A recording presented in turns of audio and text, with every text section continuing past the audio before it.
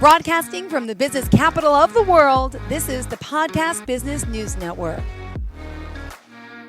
Welcome back to the show. Marina Theron joining us here today. That's Marina Theron Monnery. And she's here to talk more about the work she does as a rapid transformational therapist practitioner. And it's so good to have her back here, not only on the podcast, but on the Zoom side. I get to see her beautiful face and her glow and her energy. And we've had such great conversations, especially last week. And I appreciate you opening up and sharing everything about you, which brought you here. And of course, with your family situation and with your current situation, I'm so glad you found the love of your life. You co-parent amazingly with your kids, and you have this innate desire to help others because you've went through it. So let me have you introduce yourself and tell us a little bit about what you do. Thank you, Jill. Yes, I live in Canada, in Calgary, and I am a rapid transformational therapy practitioner and coach. My background is in music. I was trained as an opera singer, but life took me on different journeys. And today, this is my passion. This is what I do. And you can reach me through my website at marinatheronmonnery.com, MarinaTheronMonnery. It's a long one. Yeah, it's a good one though, because you're helping so many, and you wanted to specifically get into the most common belief today, right? Or what people come to you with. Would you mind sharing that? Sure. Jill, I see so many issues. So people don't come to me because they're happy and life is working out. They come to me because there are problems. Life is not working out for them like it wasn't working out for me for a long time. And then when you start to get into the hypnosis and into the core belief that is behind that problem, it is sometimes very similar in all people. And I always think of my own life. You come into this life as a baby with hope, with expectation of perfection, and then stuff happens. And most of them are completely out of your control. So I think if any person can relate. As a child, the one thing you want more than anything else is attention. Yeah. And if you don't get that attention, you start to form beliefs about yourself. Yeah. And those beliefs can be anything from I am not good enough, I am different, and I'm not relevant, I'm not significant. And once you believe that and you build a foundation on that, it's as if that computer program is going haywire. And then the end result is a bit of a mess. And the weird thing about all of this, sometimes when you really look at this, when that core beliefs come out and you really investigate that with a client, you learn that it was sometimes just a misinterpretation. But you build your entire core belief and your life on those misinterpretations. So it's just incredible. And I always take myself and my own story as an example. I grew up in the 60s. I was born in the 60s, so I grew up 70s and 80s. And at that moment in my life and in my culture, children were to be seen and not heard. Mm-hmm. So the core belief that I had from that is that I developed a fear to speak up. And when I was in elementary school, I actually stuttered. And I don't know, by the grace of God, I got through that. I still don't know how, but I must be a very strong person. I don't always feel that, but I overcame that. But it took a lot of courage. And for a long time, I had fear to express myself. Yeah. And then other things that can be completely relevant, that would burst this bubble of hope, is that I am different. I don't fit in. And I always felt different. Yeah. I felt very different from my peers. My parents decided to put me in school a year younger than my peers. And I always felt younger. I was very tall. I still am. I'm very, very tall. And I always felt completely out of place. I was taller than most kids in my class, yet I was younger. And so it made me feel different. And then I had difficulty learning. I had undiagnosed ADHD, which made me feel as if I was stupid. I didn't understand. So all those things then translated into choices I've made later in my life, because that was my foundation of belief. One big thing that I see many, many times is you are not good enough. You feel that you are not good enough. You are not good enough for your parents to give you attention. You are not good enough for your parents to give you praise. You are not good enough for so many things. You were not good enough in your class where you didn't feel you fit in. And the list can be so, so long. So once we get into that with clients, it's absolutely amazing to see the result if we then help them to understand it from a different perspective. Beautiful. And I think a lot of us feel not good enough all the time. That's definitely a commonality, right, amongst people you meet, because every day you think about things, you don't feel good enough. And I just worry about my children who are in first and third grade, and they come home and say, disappointed the other day, oh, so and so did, he won the soccer tournament and I didn't, and he got the goal. And it's just that, I mean, it helps you build confidence, but it also kind of, knocks you down first. So it's sad, but it's a part of a life lesson we have to learn. And we're, unfortunately, I don't know, it's human nature, right? Where I think we're all going to not feel good enough at times, right? So it's okay to feel that way, but Yes, and it's the way that we end up interpreting this. And some people have no issue, they overcome that, they're strong enough. But a lot of people really get stuck there. And then they become adults. And in my case, I went into relationships that I should not have, because I had this core feeling that I'm not good enough. And that the kind of person that I ultimately would have loved to be interested in me, I didn't feel that I could attract them, because I didn't feel that they would value me. And ultimately, Jill, it was because I'd never learned to really value myself. And, you can blame parents and you can blame things, but I think we all come into this life to learn lessons. We come into this life to evolve, to become the best version of ourselves.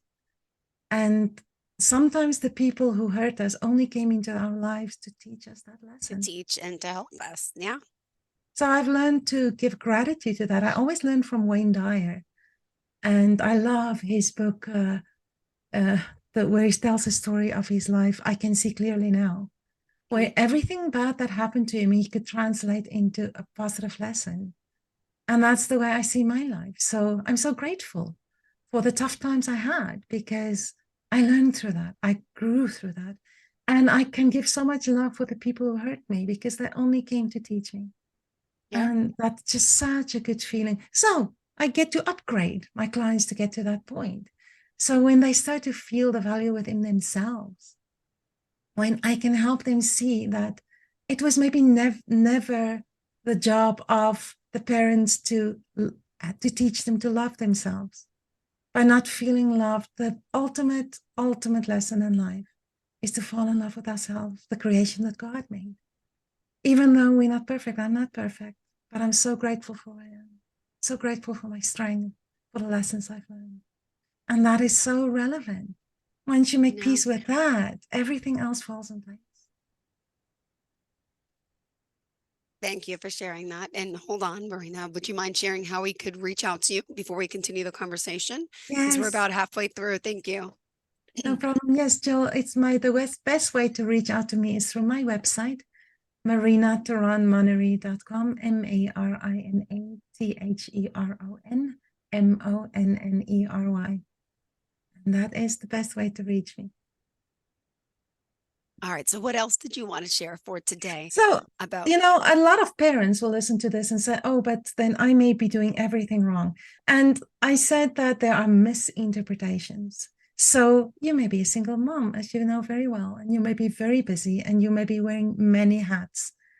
And you may feel like I was a single mom as well. You may feel that I'm not all there for my child. And we think that we have to become these superhumans. But what if there is some things that you can tell your child? And I have a long list.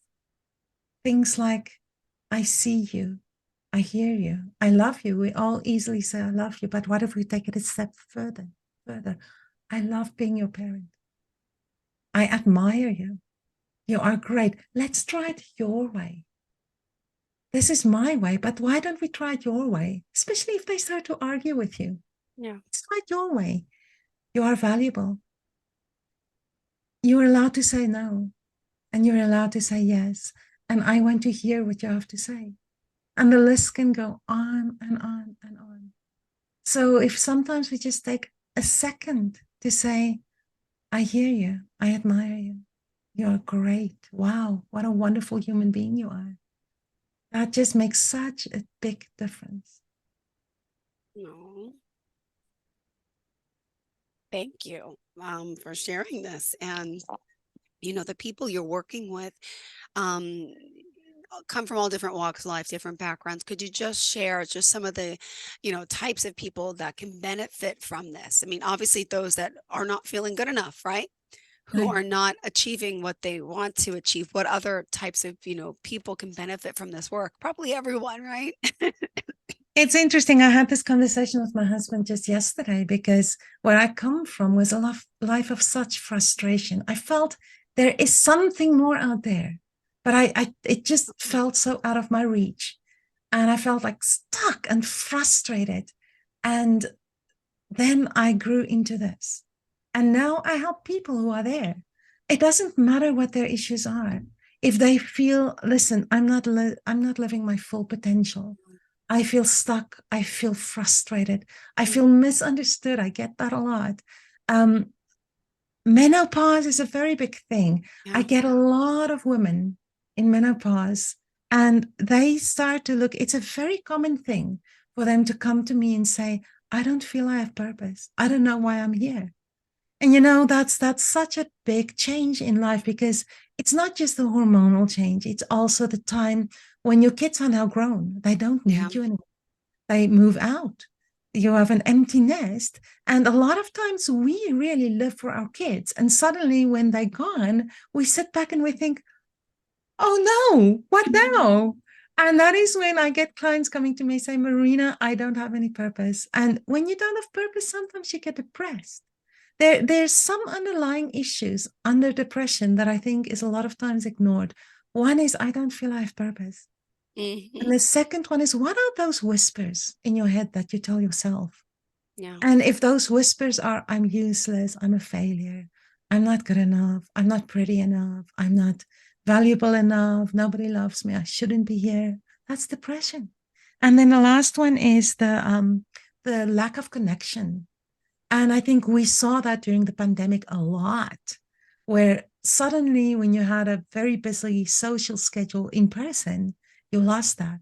So, that human connection is so important. So, those three things are extremely important in your mental health. And then I love working with women to find their purpose.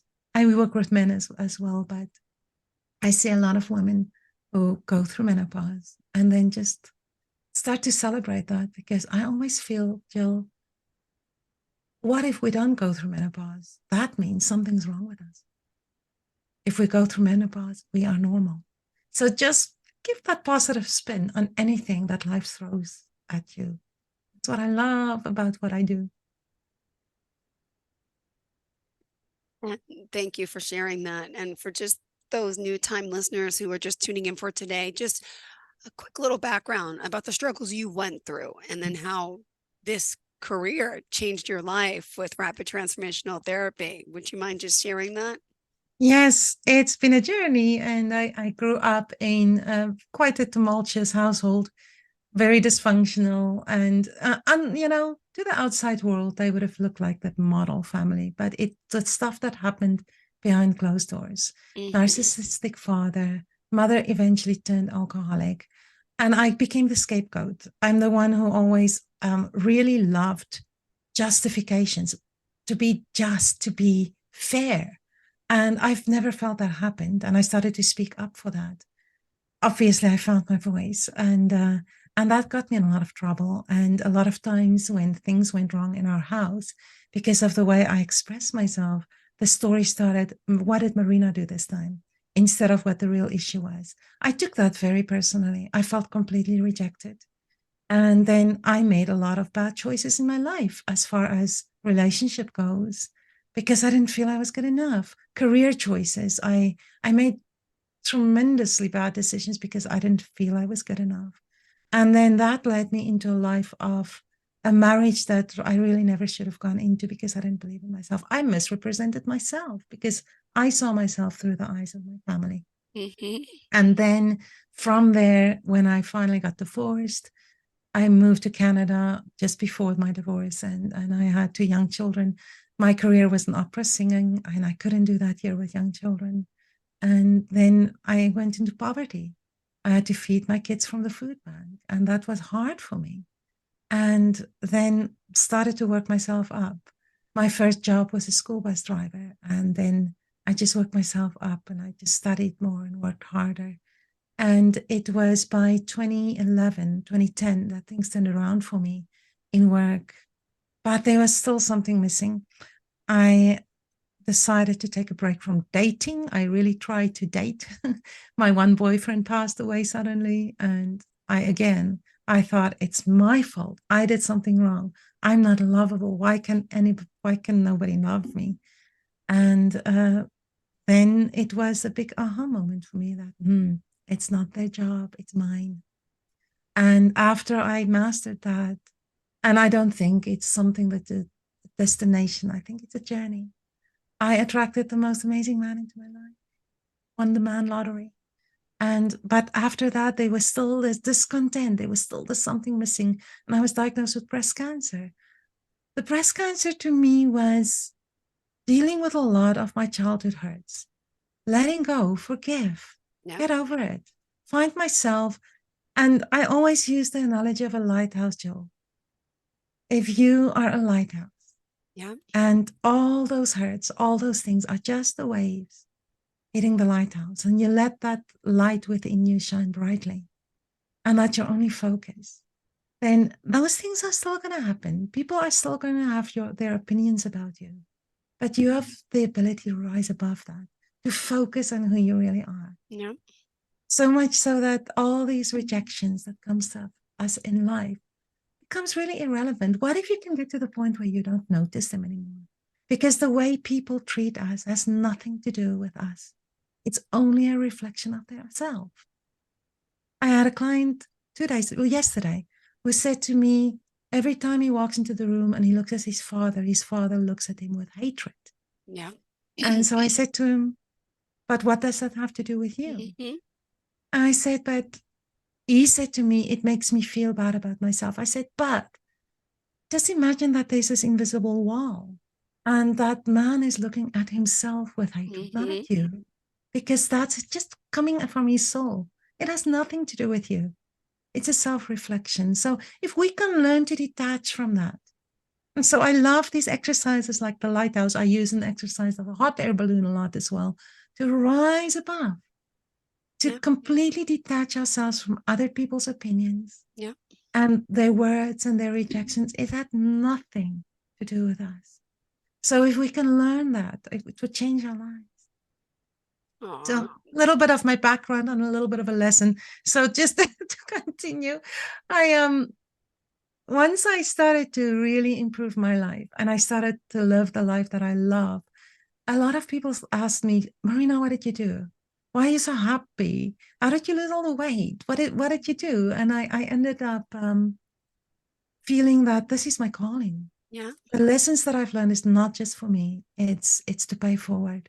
So I first went into life coaching and did a lot of public speaking. And then when the pandemic happened, that was all killed in a heartbeat. So I found rapid transformational therapy, and it's like I came home. I love it. And now you're helping so many people. And Yes. Yes, No, it's such a privilege. It's such a privilege. I feel really that I'm just in service, Jill. I once read something by Dr. Joe Vitale in the book Zero Limits, where he said that we are first victims, and then we learn to overcome. And once we've mastered to overcome, we are in service. And that's really how I feel about my life. Today I'm in service. I'm in bliss. I'm really, honestly, if you know how broken I really was, this is just a tiny little microscopic snippet into my life. If you really know how broken I was, this will give you hope, because I did not think I could. I thought I would live a life of suffering, but I don't. So if I can do it, anybody can. And that's really, I think, the gist of my story. I always say my mess became my message. And I love it. I love it. I love that I can wake up every morning happy. One of the big things to me, one of the big turnaround points was right after breast cancer, I had depression. And I had this question, and this is why I love helping people who are in that same age group and with the same issues of why am I here? And it was just such a big aha moment in my life when I found my why, when I found what gave me life, what gave me purpose. Yeah. And go to bed every night to know that today I have lived. I didn't just exist, I have lived. That's such a gift. You sleep better, you're happier. So that is just such a gift to myself and to anybody who are being sent to me. That's what I believe. Well, thank you for sharing that. We still got 2 minutes left in the show. What else did you want to add to it? And again, I apologize. My voice is shot. No problem, Jella. We all have been there. I just want to encourage anybody that if you feel like you are stuck today, if you feel as if your life is a mess, if you feel as if nothing is working out for you, it's really just that whisper of discontent from a higher power. I don't care what you believe in, that there is something more. Discontent is our friend.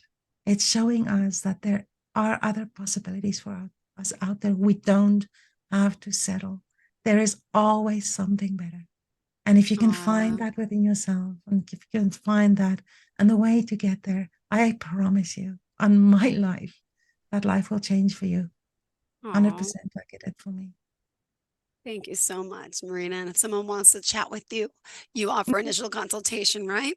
Yes, I do. Yes, on my website, there is a free consultation that I offer, and I just chat with people and build this rapport, tell them what I can do for them, and find out exactly what their problems are. And then we make a plan.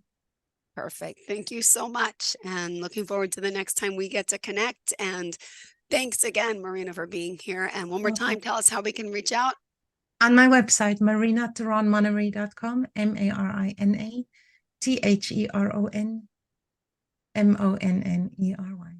Beautiful. Thank you so Thank much. you, You have a feel fantastic better. day. Thank you. I'm sure I will. I sound worse than I feel. So that's a good start. That's good. That's you enjoy good. the weekend, okay? You as well. Thank you again, sweetheart. Have a great day. Are you looking for even more of the podcasts and hosts that you love? The Podcast Business News Network is proud to announce that you now have even more ways to listen live. Check out the MyTuner Radio, online radio box, and Simple Radio apps on iOS and Android, or find us online. Search for Business News Network on mytuner-radio.com, or search Podcast Business News Network on streama.com and onlineradiobox.com/US. Take your podcasts on the go and don't miss a minute of the action.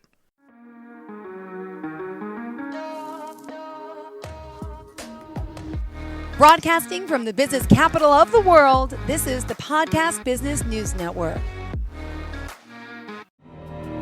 For nearly 2,000 severely injured veterans, everyday life has become filled with barriers. Day-to-day simple tasks can become pretty daunting. I have to carry my chair up 2 flights of steps or have somebody do it for me. What scares me the most is just the falling. When I'm struggling with my house, I think, to have that one great barrier just knocked down, it's crucial. Home for Our Troops is a wonderful nonprofit that builds a mortgage-free, fully adaptive, handicap-accessible house. And there's no catch. It'll be our very first home that we've ever owned. This is a game changer. This is where your life begins again. We need you to join us in completing this important mission. Please visit hfotusa.org and help build homes and rebuild lives. Because of you, everything's going to be okay.